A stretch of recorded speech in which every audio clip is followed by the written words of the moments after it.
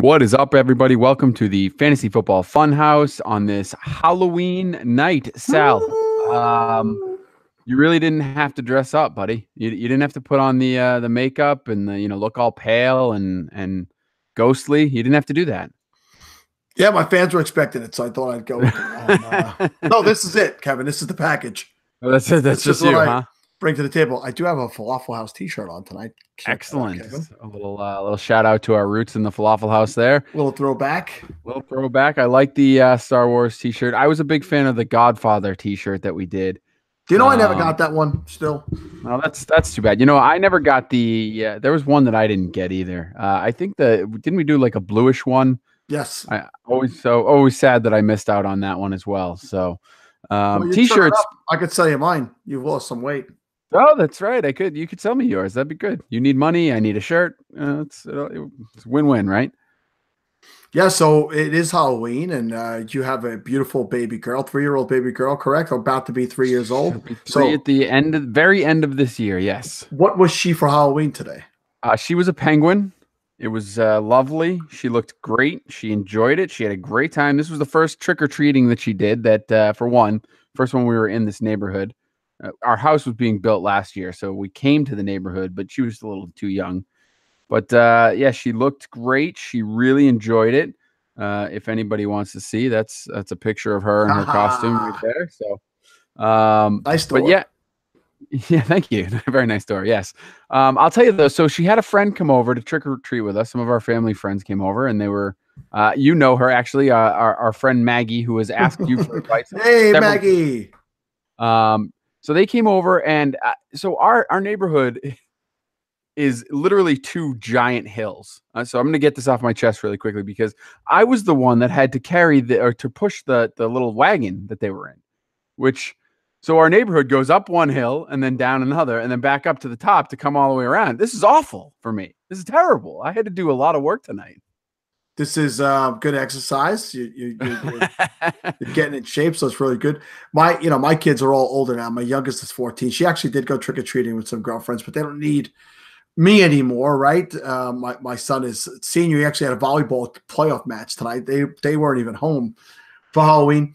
And I can remember towards the end there when the last few years that we were doing, we were just pulling around a cooler and drinking while the kids were trick-or-treating. It just got to that point. So, a lot of fall festive beers, some Samuel Adams.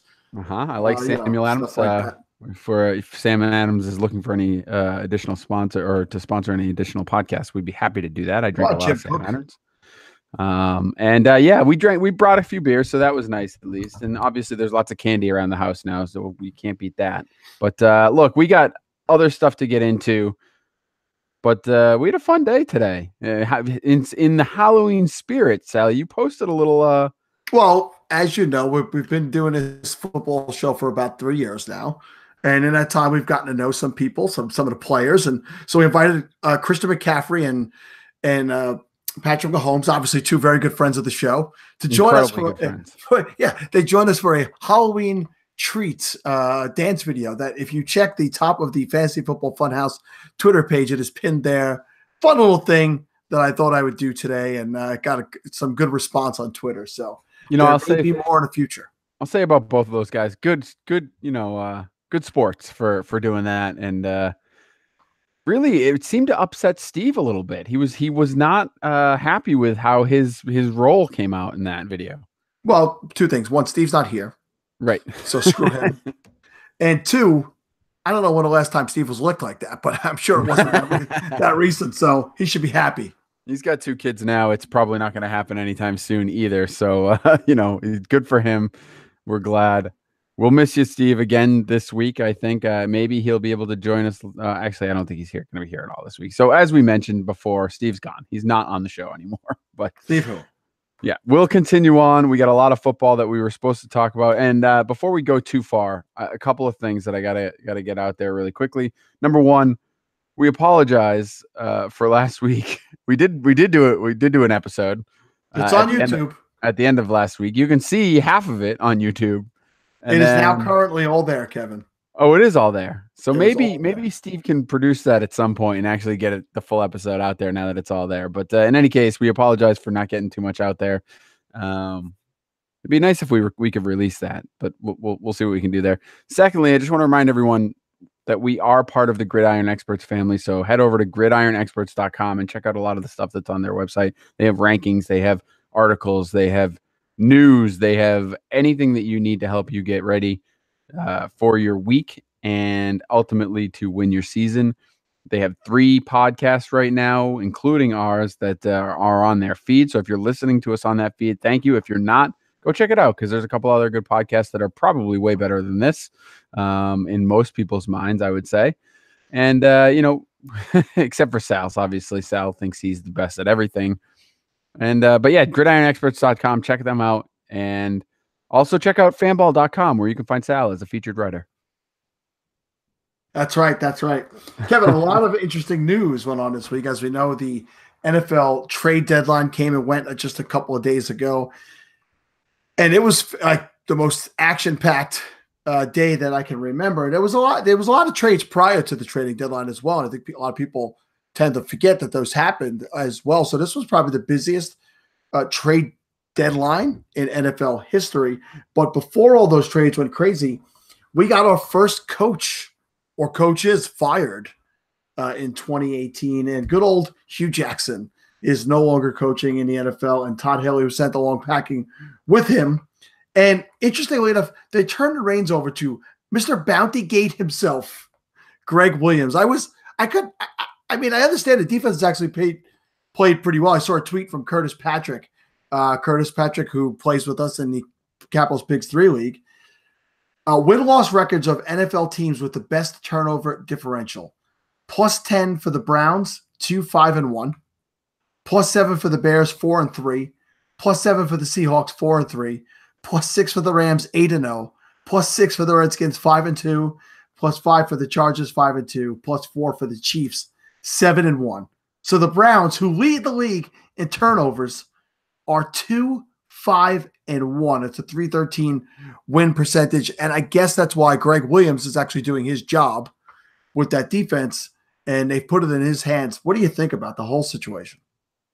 I think we all knew that Hugh Jackson was going to get fired, right? It's and correct me if I'm wrong. I am assuming they go in on their bye week this week, if I remember correctly. I don't pay much attention to them. Yes, that's great. Very helpful from you there. I think that it is their maybe not actually. Their bye week would be week 11, so it's not even their bye week. Usually we see coaches get fired on their bye week, but anyway, we knew Hugh Jackson was going to get fired. He wasn't going to make it through into 2019, I guess, right? They get to be blown out by Kansas City this week, actually. Yeah, that's great. So I was surprised that Todd Haley was thrown under the bus as well. I mean, I know that offense hasn't been, fantastic, and I guess it could be his fault. I don't really know the inner workings of the team, so I don't know how much Hugh Jackson was involved in the offense and that kind of thing. But everyone thought that Todd Haley took the job so that he could take over for Hugh Jackson when Hugh Jackson was dismissed, which we knew was coming. So. It's funny that some people that I've talked to actually think that Hugh Jackson was doing a better job than some of the other coaches around the league, and felt like a guy like Mike McCarthy, for example, should be let go first ahead of him. We know that Mike McCarthy's team has been underperforming, although they're not necessarily to the level of Cleveland, but also more, I think, more talent on the Packers. But I think it's another lost season for Cleveland. I mean, their offense will be, decent. There are some good fantasy relevant players on there. Their defense has played great, so they're staying in games, which is good. But I just think it's another lost season. It's sad to see. Hopefully, they get the coaching hire in the offseason correct. I mean, it's not going to be Greg Williams. We'll put it that way. He's not going to get the full-time job. Definitely not. I think that they needed to do something now so Baker Mayfield could get set up in a system with who's going to be there in the future, right? The most important thing is that Mayfield is, in a cohesive offense that's there year after year, and you don't have all this turnover. So hopefully this will be the end of it. They'll find who it's going to be in the offseason, and they'll go forward with that. And so let's talk about some of the trades that happened, Kevin. Let's look at the Broncos. The Broncos, it was rumored that they would move Demaryius Thomas, that it was looking like it wasn't going to be likely. Houston jumped up. Houston lost Will Fuller for the season, which was a big blow to them. They've won, I believe, 5 games in a row. Houston, they're in first place. They've taken control of that division, and they went for it. They basically brought Williams in there. I'm sorry, they brought Demaryius Thomas in there to take Fuller's place. And you tell me, do you think that Demaryius Thomas steps right in there and just becomes a touchdown machine? I mean, he's not Will Fuller. He's not young. He doesn't have those kind of legs. I don't think Will Fuller actually has those legs currently either. But Demaryius Thomas is a good wide receiver. He's a guy I was high on preseason. Just didn't seem to get it going. Was only averaging a little more than 7 yards a reception from Case Keenum. What is your opinion on Demaryius Thomas in Houston? Yeah, it's weird, right? Like I just, if of all the team players that I think they would have tried to replace Will Fuller with, I just would not have pictured Demaryius Thomas in that role. He's not a guy with breakaway speed. He's not a guy that is, will separate overly well anymore. He wins with physicality. He can create a little space here and there. He's a good route runner. He's been doing it for a long time. He's a very talented wide receiver. I just don't know that he's a fit in that offense on the opposite side of DeAndre Hopkins. We know Hopkins is going to get a lot of targets. He gets targets all over the field, from the short and intermediate routes all the way to the deep ball. It's a weird trade for me. I don't know that it, I mean, I'm sure he helps the offense, but I don't know that he helps them enough that they really needed to go out and get him.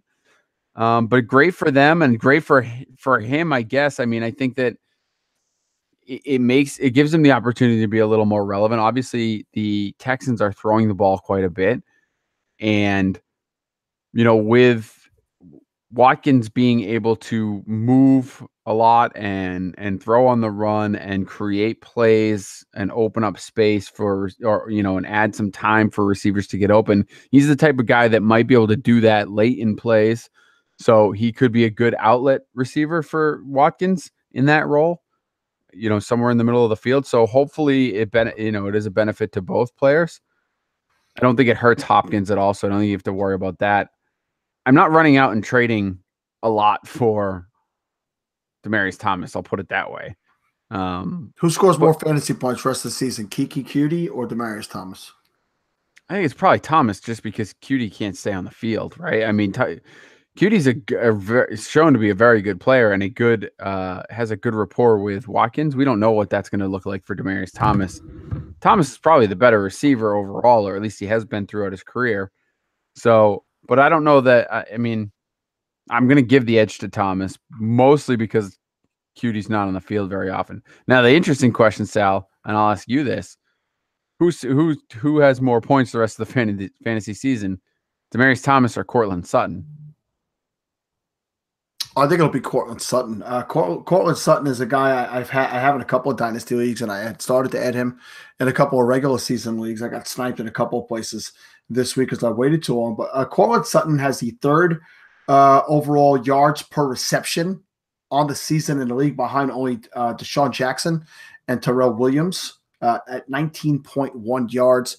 And they've been implementing him into the offense more and more in recent weeks.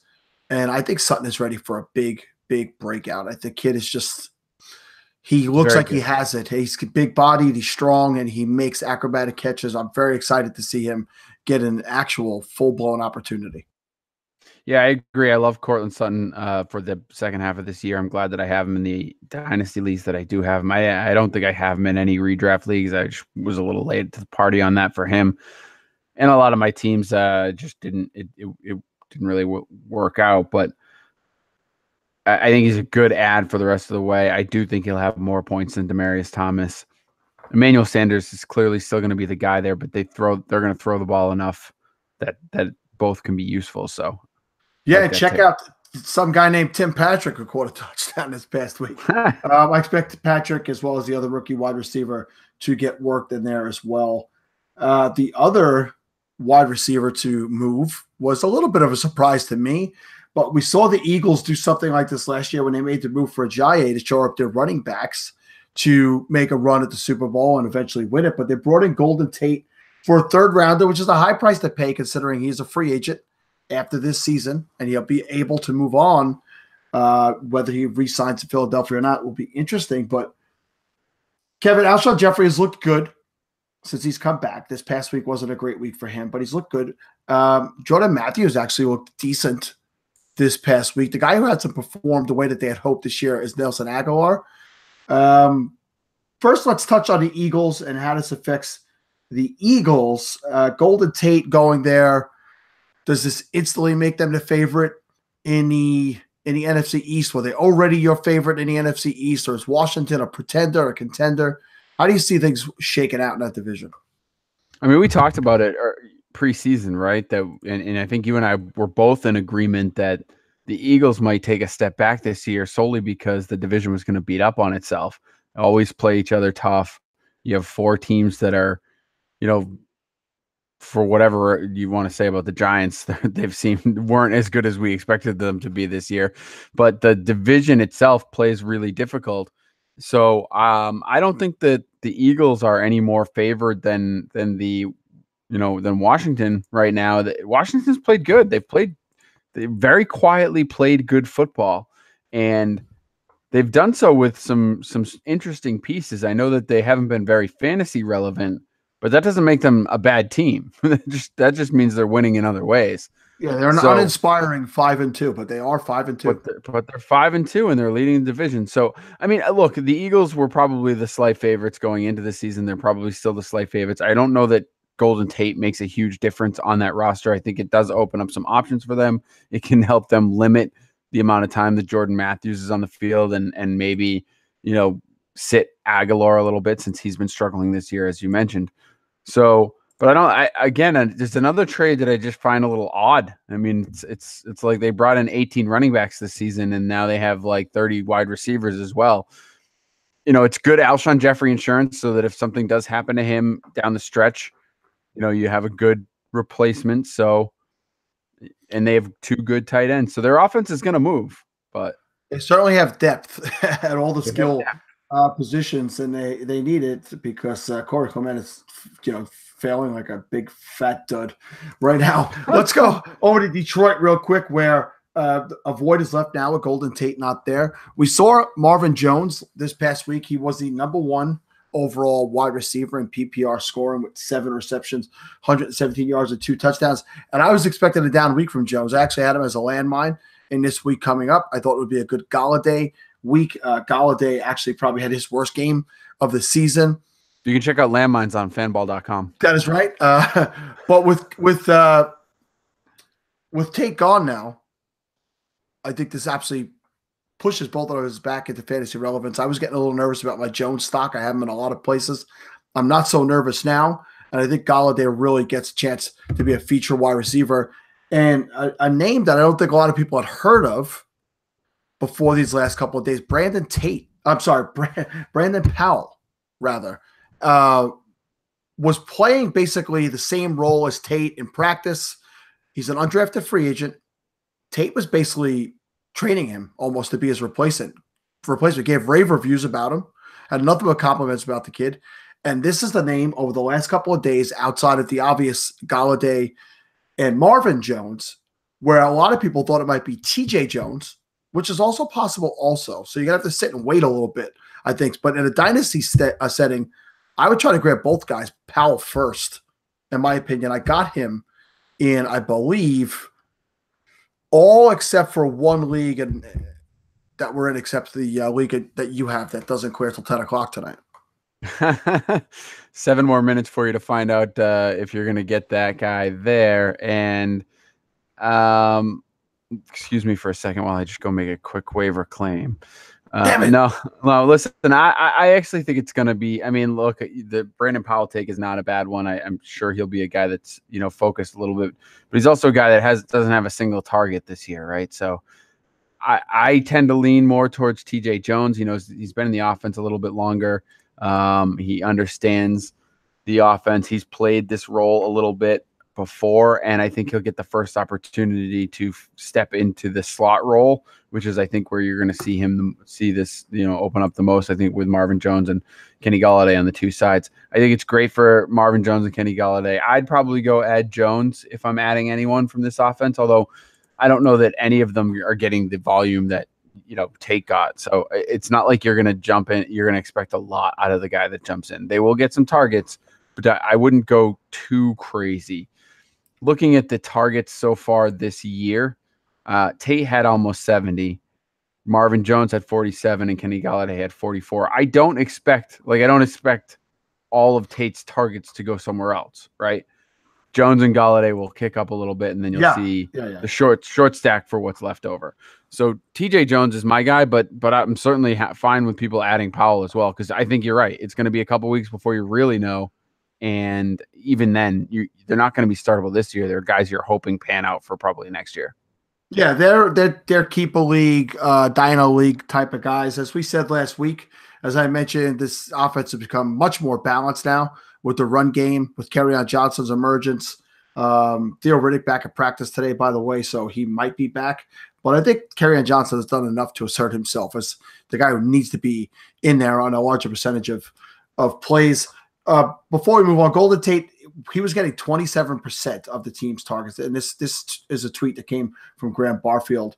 But for Marvin Jones, the interesting numbers, he leads the team in air yards, 41%, end zone targets, 13 at 54%, and inside the 10-yard line targets, 32%. So that's why I'm happy because I have a lot of Marvin Jones. I had Golden Tate, but I have a lot of Marvin Jones because he was one of those guys I kept saying you could wait to the 4th and 5th round and get yourself a guy that could perform like a low-end 1, high-end 2, and he wasn't doing it consistently, but now he might get the opportunity to do it a little bit more consistently.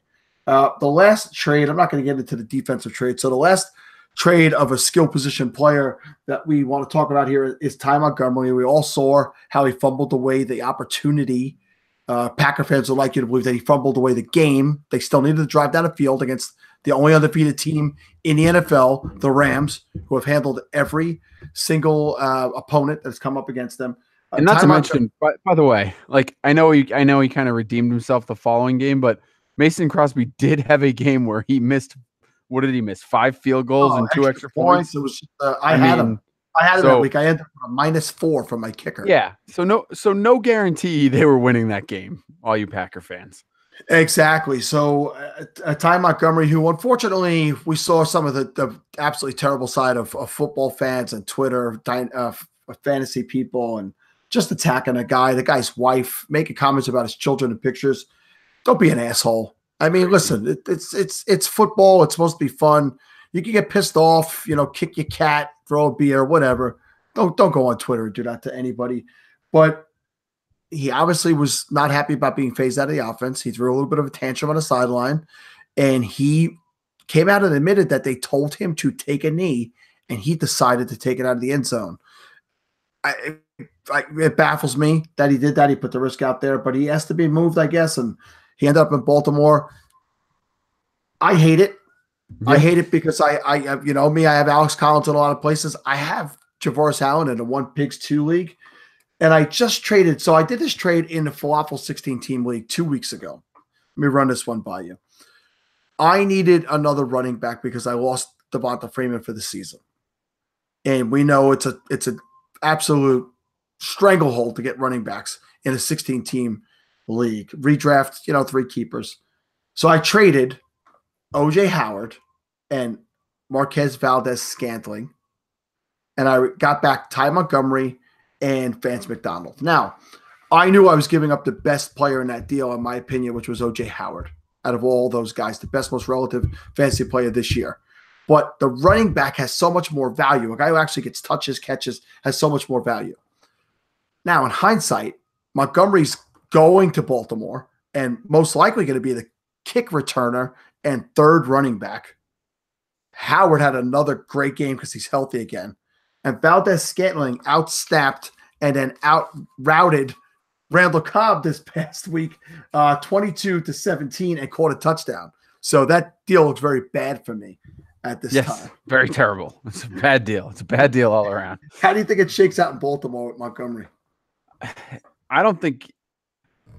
I actually, he's still going to get touches. That's the worst thing. Like, I don't think he's just going to be a returner. So I think it brings down everyone's stock. It makes him virtually unusable.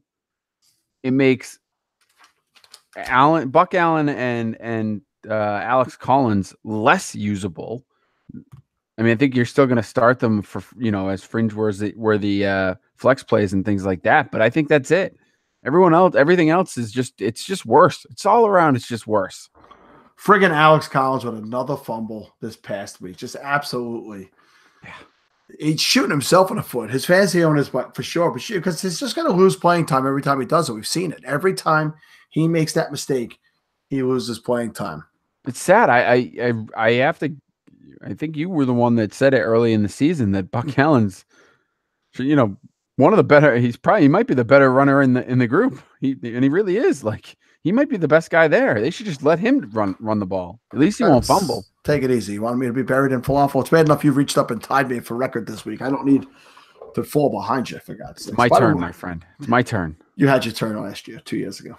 You said, Steve, for those of you who don't know, who don't follow the show or are new to watching the show, Steve, our former co-host, he won the first year.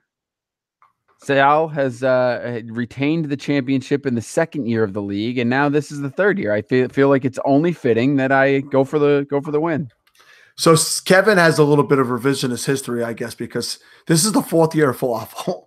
Kevin lost in the championship in year 2. I'm just right. You're blocking that out a little bit. Kevin had a shot at the championship 2 years ago. I did have my chance.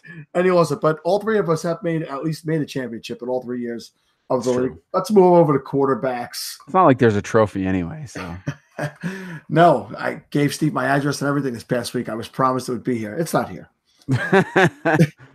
Let's move over to quarterbacks. And just a week or so ago, we were talking about, can Jameis Winston remain a relative fantasy starter weekly for the rest of the year? And listen, both of us agreed he could. And I'm going to tell you why. Here's another tweet from Graham Barfield. The Tampa Bay QB weekly fantasy finishes this season, including combined games for Winston and Fitzpatrick. Week 1, QB1. Week 2, QB6. Week 3, QB4. Week 4 was the week that Fitzpatrick was replaced by Winston. They finished collectively as QB23. Bye week. Week 6, QB1. Week 7, QB6. Week 8 combined QB1. That's 3 QB1 finishes and 3 top 6 finishes this year for whoever is manning the helm of the Tampa Bay Buccaneers. Talk about a guy who needs to get fired. Dirk Cutter needs to get fired. That's the guy who I thought would have been the first guy fired this year. Listen, it's Fitzpatrick's job again. In a lot of dynasty leagues, people were selling him very cheap, especially 2 QB leagues. They were selling him very cheap. I saw the offers going all around. They're probably regretting that right now. I have him in 1 2 QB league. He'll be in there over Derek Carr for me, right away again. So, Kevin, Ryan Fitzpatrick is still number 20 overall in fantasy, by the way, through 8 weeks. What do you think? Fitzpatrick, rest of the way. Is he a viable starter on a weekly basis? Depends on the league. 2 quarterback leagues, sure. Deep 16-team leagues, maybe. With the right matchups, or if you just don't have another quarterback, I think I could see you starting him. We talked about it just about every week he played, that we were waiting for Ryan Fitzpatrick to turn back into a pumpkin. Well, it's Halloween, and now he's getting a start. So we may not be able to keep using the pumpkin joke. Maybe we have to come up with something for Thanksgiving-ish or something along those lines. But I still think he's going to have games where he's going to be a pumpkin. We'll put it that way. So, and interestingly, you bring up dynasty leagues. I actually traded for Jameis Winston today in a dynasty league. Okay. Because I think that he'll get a job again. I think he'll be a starting QB in the NFL again. He's still young. Not Tampa. It may not be in Tampa, but he'll get he will get a shot, and hopefully he'll have his head screwed on straight. I traded Phillip Rivers for Jameis Winston, DJ Shark, and a a late round pick, like a 4th round pick, basically. I get it. Because at the end of the day, I'm not competing this year, so Rivers really doesn't help me. It's a 2-quarterback league, and I figure I have, of course, I'm sure I have Jimmy Garoppolo and Andrew Luck as my starting quarterbacks. So next year I should have good quarterbacks, and Winston is a flyer for me. So if you have a deal like that, for me, it made a lot of sense. I think I would be looking to buy Jameis Winston in dynasty leagues if you can get him really cheap. Yeah, we'll have to revisit that at a slower time and see where we think he might land next year, because it will be interesting. We said when we talked about it a couple weeks ago, he'll put up a ton of yards, but he'll make those bonehead plays. And he threw 4 interceptions this week, and they had no choice but to get him out of there. Fitzpatrick, even though he played only about a quarter and a half, had 17.6 fantasy points this week. Winston finished with 8.8. Do you know who he outscored? Drew Brees, who had a miserable 6.8 points this week and actually didn't play a bad game, just did not put up touchdowns and a lot of yardage. He didn't make any mistakes, really. Do you think Drew Brees owners got worried after this weekend? Because we saw last year he had games like this, and it was a decent stretch of games where he was not the focal point. Do you think they're nervous? Are you nervous if you're a Drew Brees owner? It's interestingly enough, I don't own him anywhere, not in a single dynasty. I didn't draft him in any redraft this year, and I like the guy. It just fell out that way where I guess it never worked out.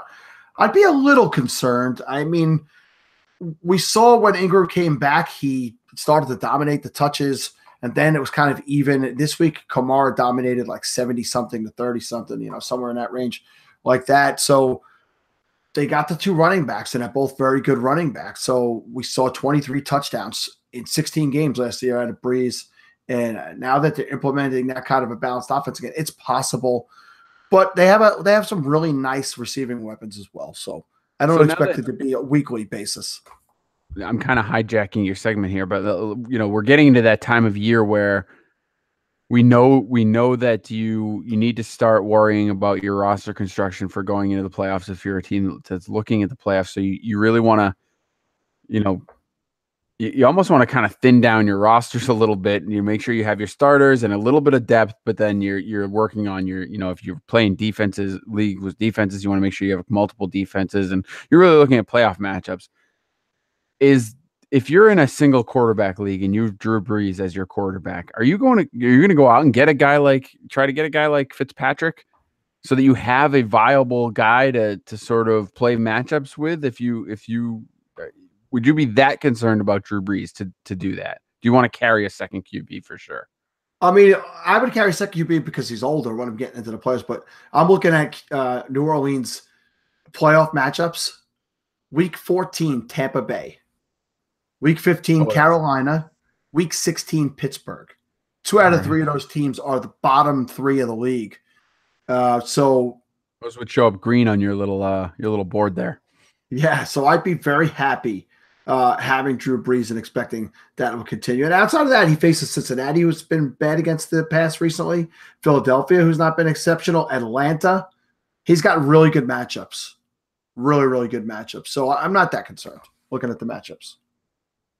That's compliment of so Tampa Bay, Atlanta, Cincinnati, and Pittsburgh, which you all just mentioned as matchups for them, are all the bottom 5 for points allowed to quarterbacks. The only other team in that bottom 5 is New Orleans, so they're going to be in some shootouts. So that works out great for him. Yeah, it probably works out for all fantasy players involved on New Orleans. They're going to finish strong and continue. So, yeah, I wouldn't be worried too much. A guy who jumped up, interestingly, into the top 5 this week, the number 3 overall quarterback in fantasy this past week, one Derek Carr, who had probably his most efficient, cleanest game of the year. He had a 400-yard game earlier in the year, but he threw some interceptions in that game. He was 21 out of 28, 244, 3 touchdowns. He also ran for a touchdown, finished with 27.8. We saw some interesting things in the Raiders offense. It was, I'm not quite sure what year it was, but Doug Martin led the way with 13 carries for 72 yards. And Doug Martin averaged 5.5 yards a carry. I thought he actually looked pretty good. He had a couple of big runs. I don't know if you saw that game, any of that game. But do you know what wide receiver led the Raiders in routes run at 92% of the snaps and 28 routes this past week? Seth Roberts. Brandon LaFell. Of course. I mean, and right behind him at 27 was Jordy Nelson. This is the oldest offense in the league.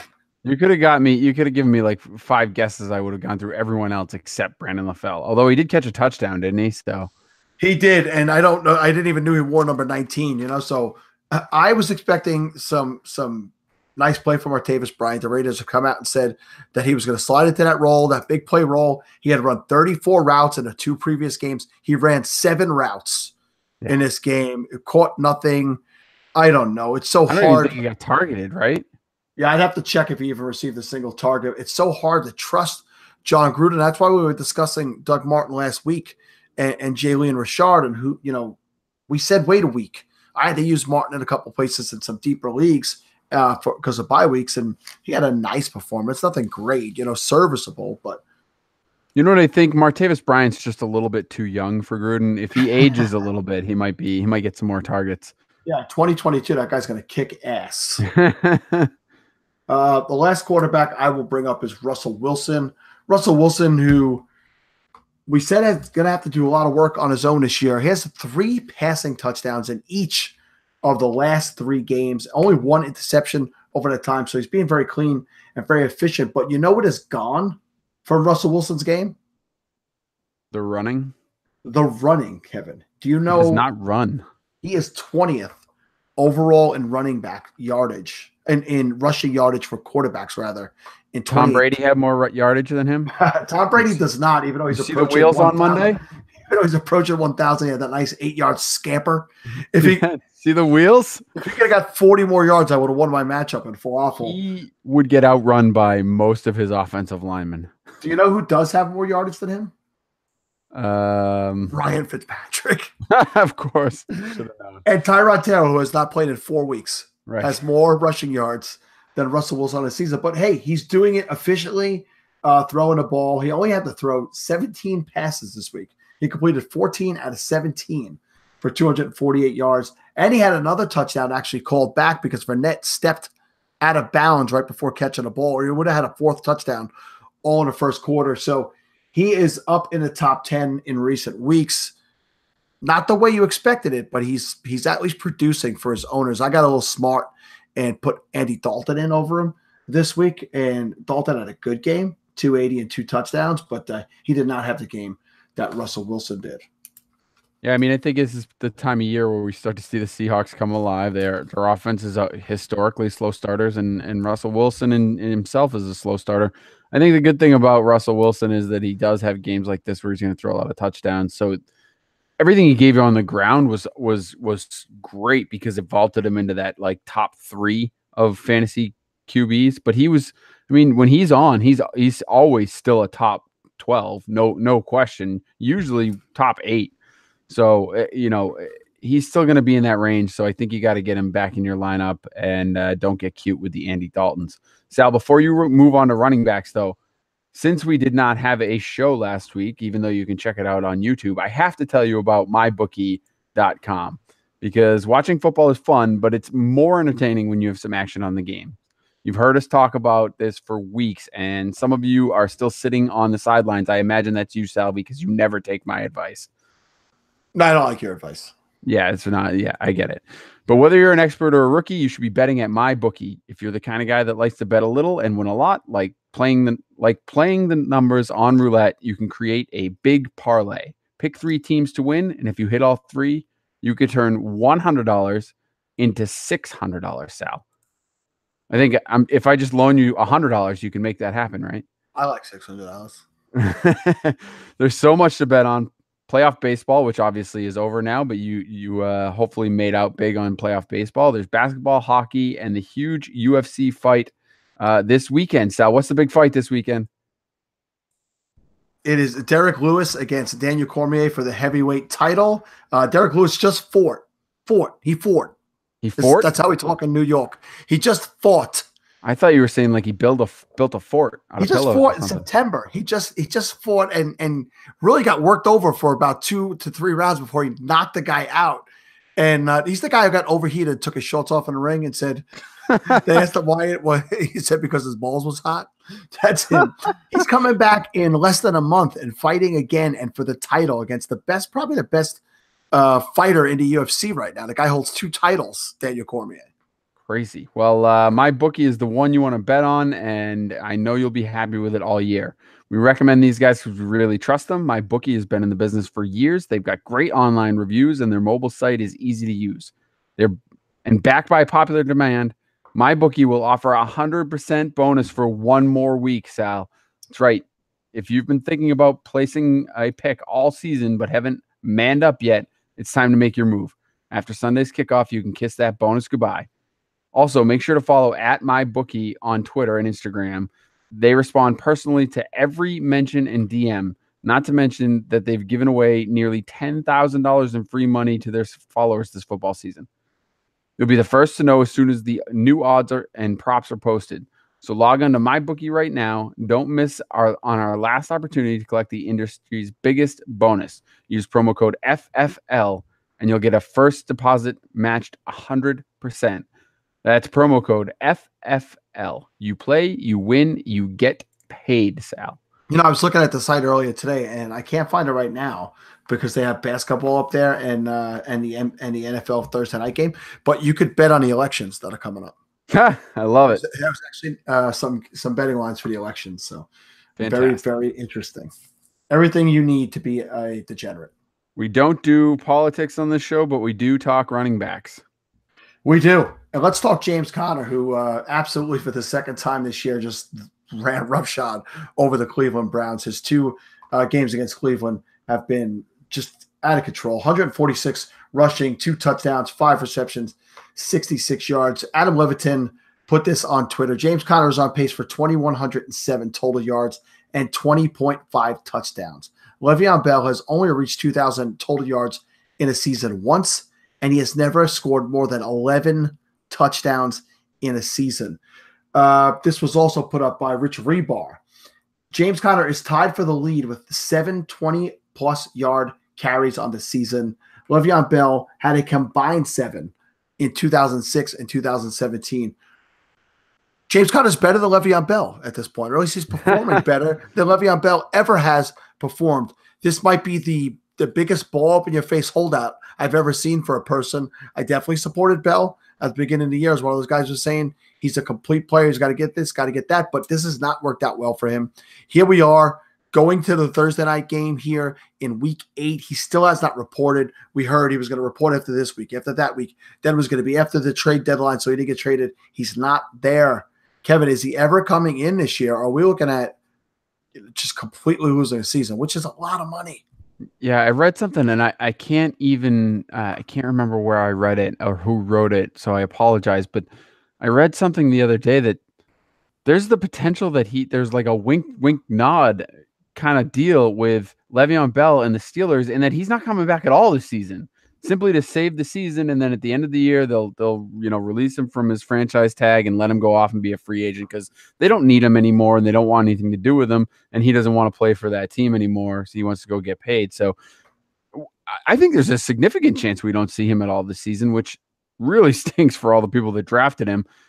But it's really great for all the James Conner owners because that would be the worst thing that could happen to the James Conner and Le'Veon Bell owners at this point. I think if Le'Veon Bell comes back, he's not getting 30 touches a game. I don't think that they're going to do it. I don't think they can take the ball out of James Conner's hand like that. So I think you're going to see a timeshare between the two of them. And they're both good enough to make it work, but you're going to see significantly less production for Conner. Yeah, I agree on that. And, at this point, I have Bell in one place that I didn't get Conner in, and that's the Fantasy Life Bowl. And my season is in a tank because I had him and I had Jay Ajayi. I'm 2-6 in that league. It's been just awful for me. I don't have a shot. The other 2 leagues where I got Bell, one was the Scott Fish Bowl, and I drafted James Conner, luckily. And I've had a nice season there so far. I'm in the top 80. I think I'm like number 87 overall, which is really nice there. And then I have him in – brag. Yeah, it's a little bit of a humble brag. Hey, shout out to Elliot Anderson, Falafel alum. He is 22nd overall in the Scott Fish Bowl. So I am not the highest Falafel or Fantasy Football Funhouse member. Elliot is I don't remember where I have Bell, aside from that, Bell and and Connor. But two guys I'll talk about here that you're not the biggest fans of. Marlon Mack again has had his. Look, I'm going to just go over these numbers with you, Kevin. Oh, stop it. No, I'm not trying to. I'm just going over the numbers for the sake of going over the numbers. Over the last 3 weeks, he's had 12 carries for 89 yards, 7.4 yards a carry. 19 for 126, 6.6 on a touchdown. 25 carries this past week, 25 for 132 yards, 5.3 yards a carry, 2 touchdowns. I mean, you have to take notice of that, right? He's getting the absolute bulk. He's dominating the touches in the backfield. Nyheim Hines is still getting used to catch the ball, but it's far and away Marlon Mack's backfield. Is he winning you over at all? Single season. I'm not talking about dynasty. Single season, yes, because I think that he's going to continue to get similar types of volume because they need him. We've talked about it before. They need a running game in Indianapolis. They can't let Andrew Luck throw it 50 times a game. They just can't continue to do that throughout the entire season. So they have to have someone step up, and it looks like he is stepping up. Credit to him. I mean, you're talking about 150 plus yards or 250 plus yards in the last 2 games, and a couple of touchdowns thrown in there as well. So he's played pretty well. I still don't think he's the guy. I think he has good ability to break big plays, but overall as a high volume runner, I just don't think that's going to be his game. And I still believe 100% that they're going to continue to add to that position in the offseason. Now, for a redraft, that doesn't matter. You're going to get production out of Marlon Mack because I don't think you're going to get much production out of anyone else on that team. So I think he's a startable piece for the rest of the season. And if you're in Dynasty, I would get what you can out of him. I got a crap offer for him from John Bosch yesterday. In a Dynasty League, he offered me Michael Gallup and $20. John Bosch should send you nothing but crap offers because of the way that you talk about him. He's a gentleman, and yet you crap all over him. Gentleman, have you met the man? Billy Lowballer over there. I do another podcast with him. I don't. Do that. Don't go tooting your own horn there, pal. Joe Mixon had his best game. He had his best game of the season, 21 carries, 123 yards, and 2 touchdowns. Nice week. Nice to see Joe Mixon. Let me ask you this, because a friend of mine called me today and asked me about a trade and would I do it. And he asked me if he would give up David Johnson. And I'm trying to remember who the wide receiver was. Crap, that he was going to give away. Anyway, he was going to give him up, and I'm going to open up the message right here. This is great for radio. Fantastic. For fantastic. Radio. Here it is. Would I give up David Johnson and Nelson Aguilar and get in return Joe Mixon and Cortland Sutton? And I would jump all over that deal right now. Yeah, I would too. And I mean, me and my Mixon thoughts, but that's just that's too much value to pass up. I'm assuming that's a redraft league. Yeah, he only does redraft, this guy. Yeah. So yeah, you're doing that all day long because David Johnson's turnaround isn't going to happen until next year, it seems like. So I would certainly do that. It was nice to see David Johnson's usage a little bit higher. The actual production not much better this week, but it did seem like they were trying to get him more involved in the offense, which is a good sign for new offensive coordinator Byron Leftwich. But yeah, I would take that deal all day long. Here's a guy, we've seen this from him in the past, where he's just seemingly looked like he was useless, and then he's come on for a few games and had better second halves of the season. It's Lamar Miller. Lamar Miller in the last 2 weeks with Houston turning their season around. He got 22 carries for 100 even and a touchdown, and he got 18 for 133 this past week and a touchdown. Kevin, it's been tough to trust this guy in the past. He's not getting any really passing work, but in the past he's been considered a two-way back and a guy who could catch the ball. He's gotten 3 and 2 targets in each of the last 3 games, and he's only got 3 total receptions at that time. Is Lamar Miller a guy you're ready to put your trust back into? I don't know that I'm trusting him. I think he's a good flex play in most weeks, but if you have better options, you could probably look to play the matchups against him. I mean, it's interesting that he did have two of his best games against the Jacksonville Jaguars. One of which we know that to be a very good defense. Obviously, they're not as great against the run this year as they have been in the past, but they're still in the bottom third of the league as far as points given up to running backs.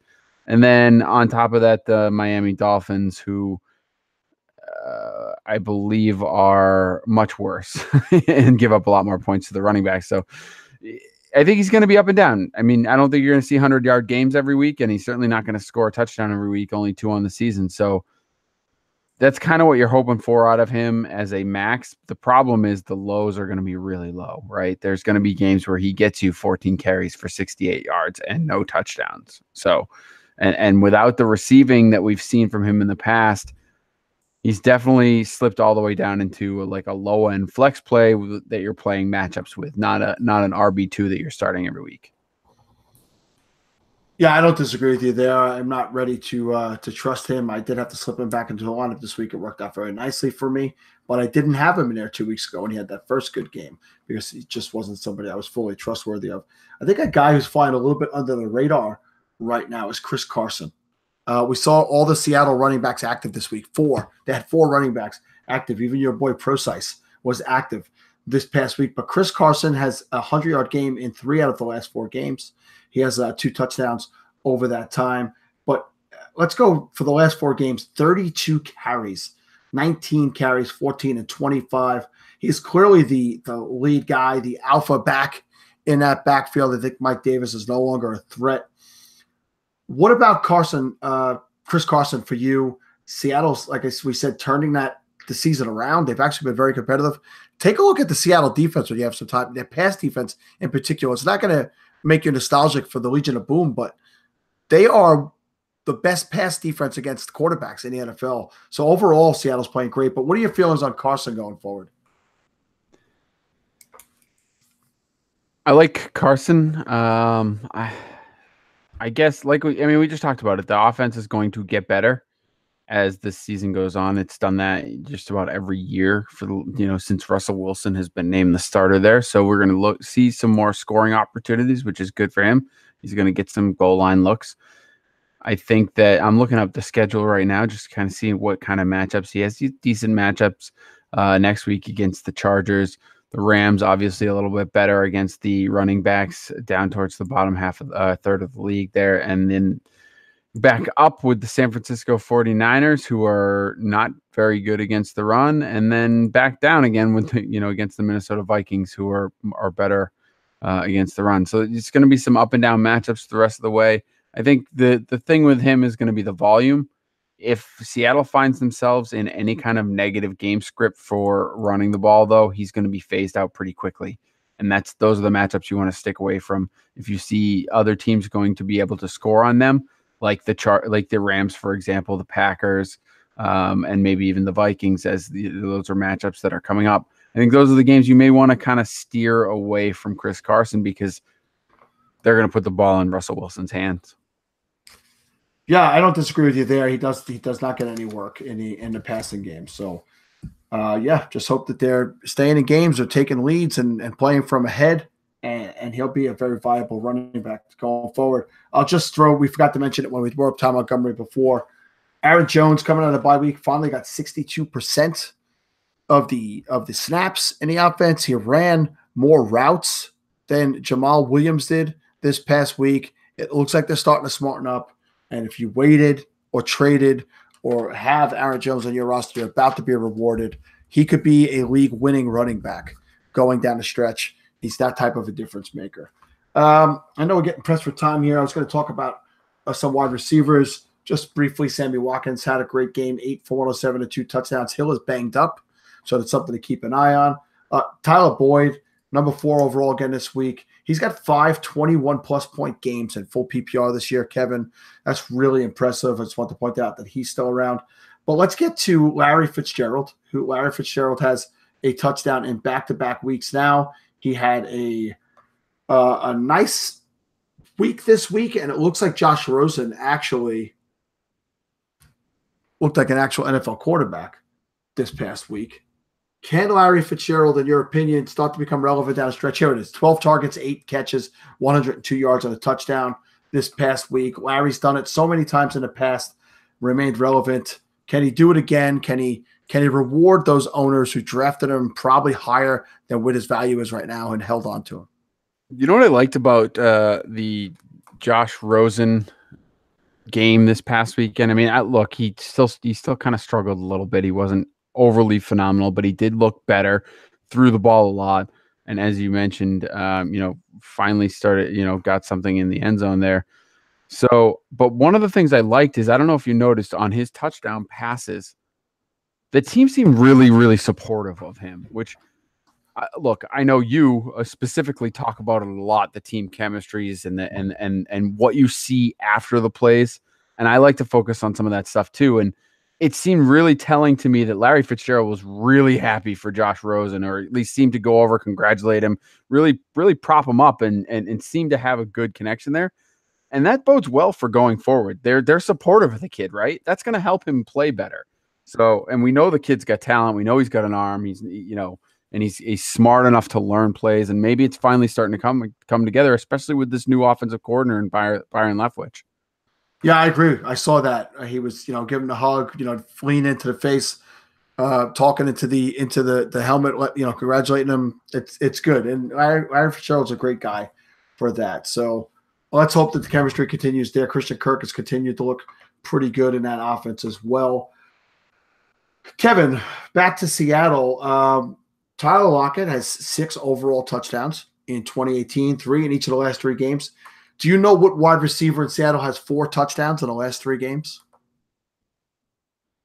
It's a name that a lot of people, I think, are just leaving out there and not realizing is viable right now. And David Moore. It is David Moore. Now, he's not seeing a ton of targets.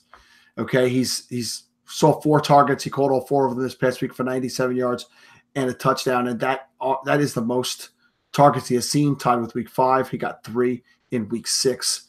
They were on a bye in week 7. So here's what I'll say to you. They cut or released Brandon Marshall yesterday as well. Maybe give him an opportunity to go somewhere else where he'll fit in.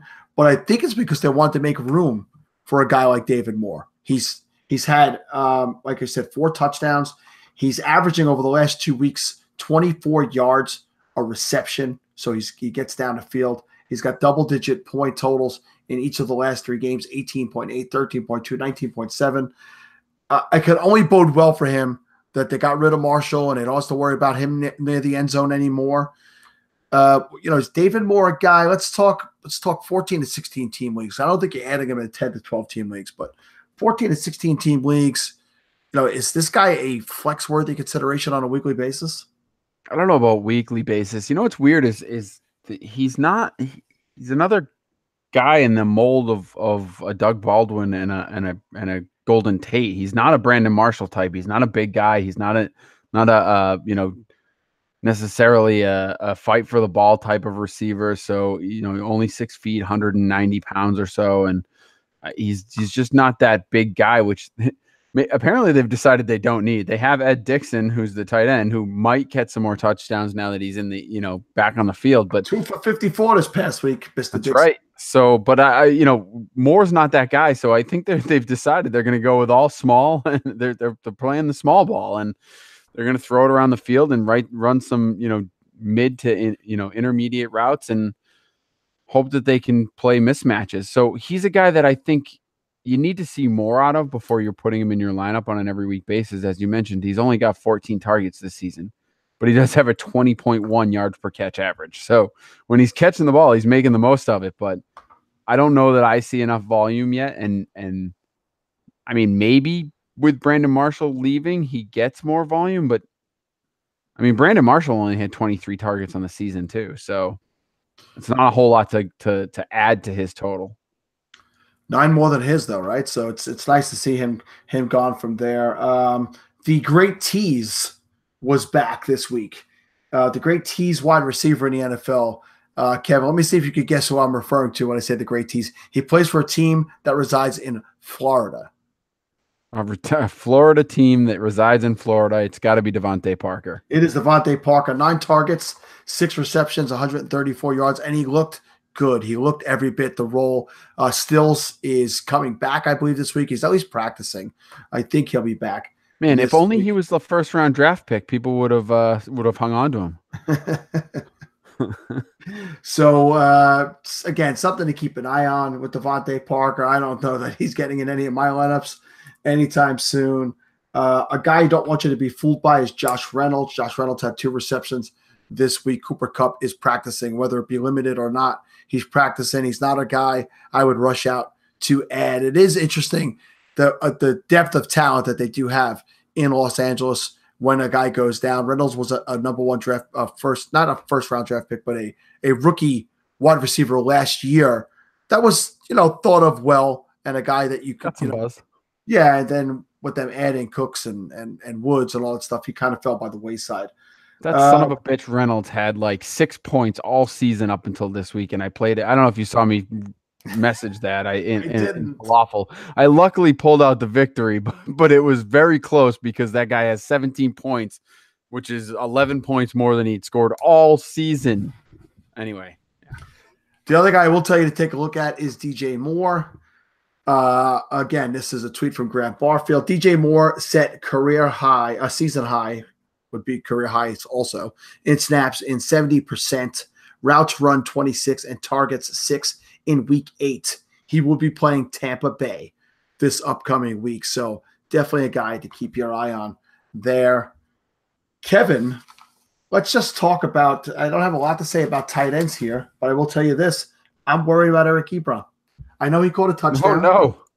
I know he caught a touchdown, but Jack Doyle was back and Jack Doyle dominated the touches. Jack Doyle was the number 2 overall tight end in fantasy this past week. He put up 19 points, 7 targets, 6 receptions, 70 yards, and a touchdown.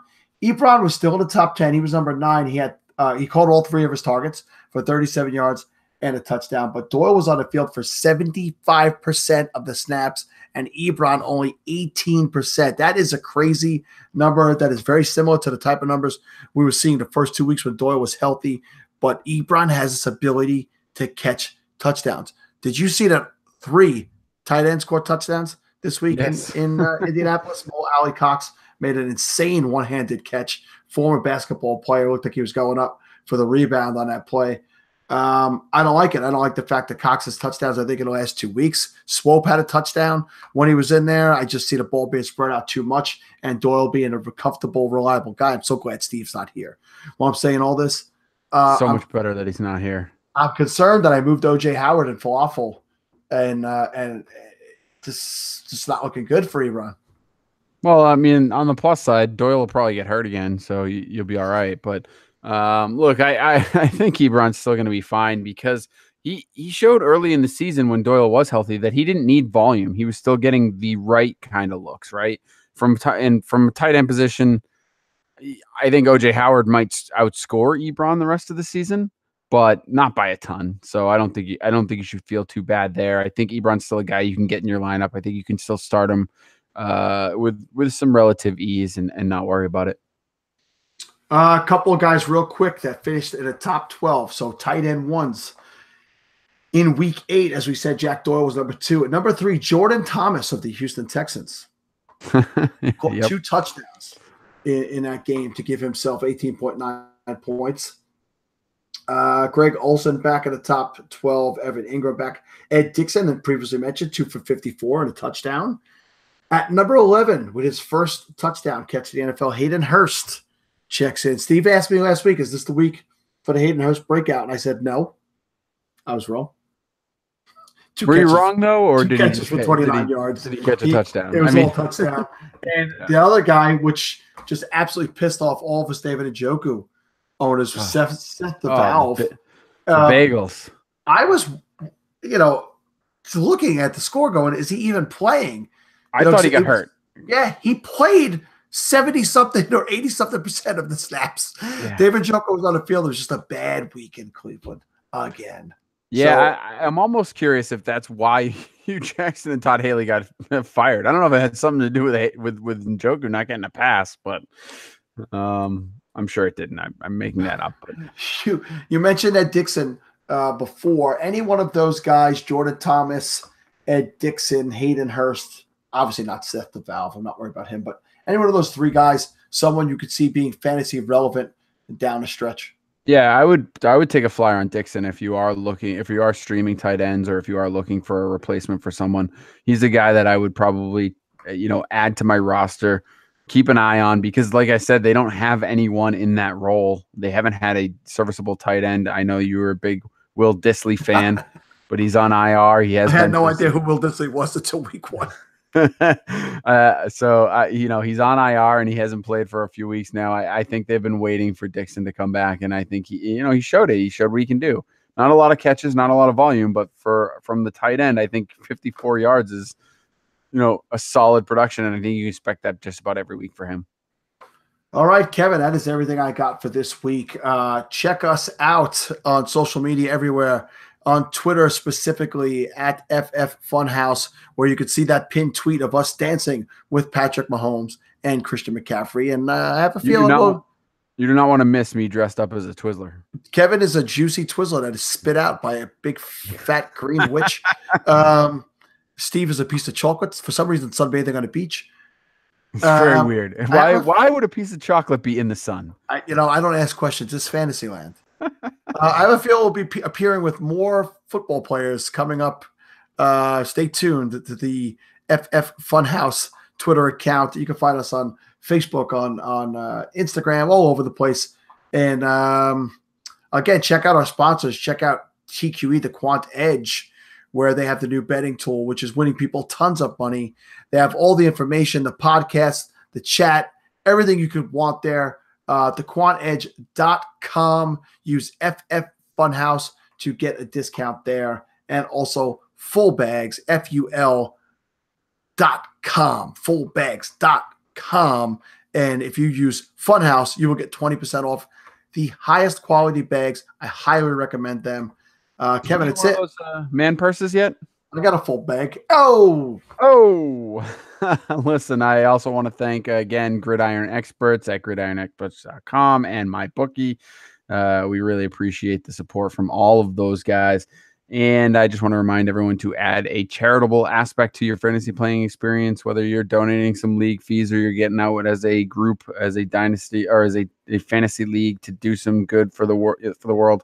Get out there and do it. It'll make your experience that much better. We will be back later in this week to talk about the upcoming games and some player projections and some of the things that we like to do on the show that you might have missed last week for the upcoming Week 9 slate. So check us out. We'll be back. See you.